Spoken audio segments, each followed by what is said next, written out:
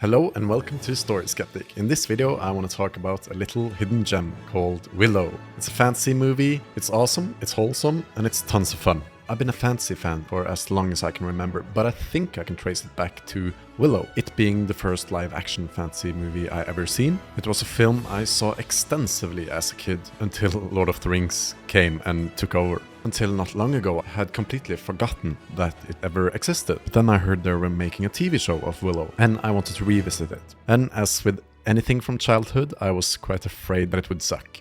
I saw it and it was a blast. It's just pure good fun. The story is about a young farmer, this little guy named Willow, who's a race they call Melvins, which is, let's face it, hobbits. He's going on this journey to save a little baby from an evil queen. And critics at the time didn't really like it. One reviewer said this: state-of-the-art special effects and an appealing performance from Warwick Davis can't quite save Willow from its slow pace and generic story. And this is kind of funny to me, because for me it's totally the opposite. The CGI is quite dated, but the pacing is really good. It jumps from one action sequence to the next, and I find the characters likable, and I think this generic story just suits this movie. At IMDb, Willow is listed as an action-adventure drama film, but I would add on comedy. Like, it's funny. Shit like this happen.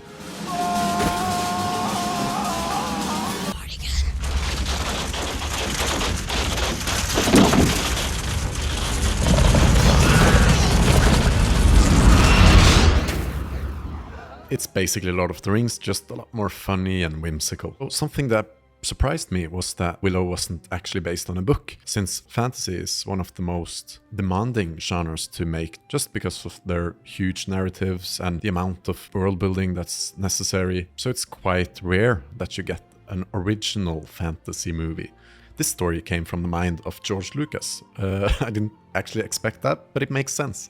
Warwick was also in Star Wars, and the journey he goes on is quite similar to Luke Skywalker's journey. And it has the same fast pacing as Star Wars, moving from one exciting action scene to the next one. But writing a fantasy story is no easy task, and it shows in pre-production. I mean, the screenwriter Bob Dolman wrote 7 drafts with multiple story discussions with both George Lucas and Ron Howard, who was looking for a fantasy project to direct. It's really an adventure movie with tons of exciting stuff. And on top of that, the soundtrack is amazing. It's made by James Horner, rest in peace.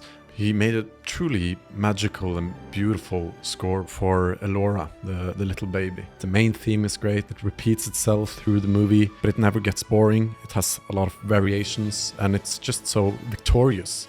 When this song comes on, I can't help but smile and just feel a rush of like heroism and adventure, and yeah, it's really fun. And he's really good at making it serious again. It manages 2 different tones really well. The very funny, whimsical aspect, and the more dark, heavy, evil themes. And the evil queen is literally trying to kill a baby. And there's plenty of movies that struggles to balance this line of serious and comedic. But I think James Horner's score really helps because it's so seamless. I haven't even talked about Val Kilmer's character, Madmartigan, which is basically the Aragorn sidekick, just a tad less stoic. He's responsible for all the cool action scenes, and the film was quite ahead of its time, both in visual effects and special effects, but also how it wrote its female characters. There's a strong female cast, and that's kind of special also for its genre, and especially coming from the mind of this guy. Do you remember that white dress I wore all through the first film? So they put the dress on me the first day, they bring me to George, takes one look at me and he says, "You can't wear a bra underneath that dress." So I say, "Why?"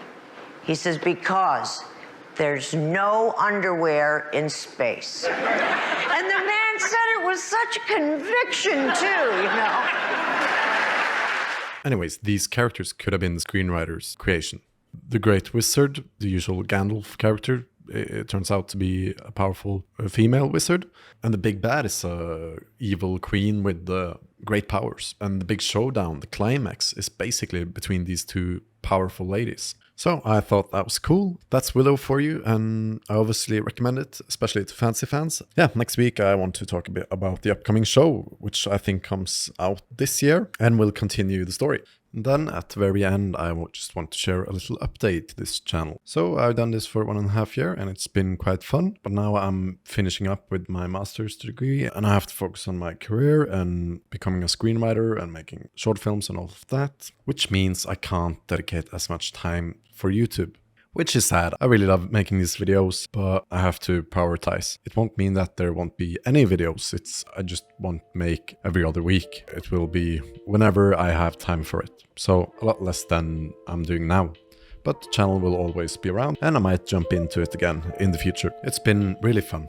And a big thanks to each of you watching these videos. It means a lot. Okay, that's it and I'll see you in the next video. Bye!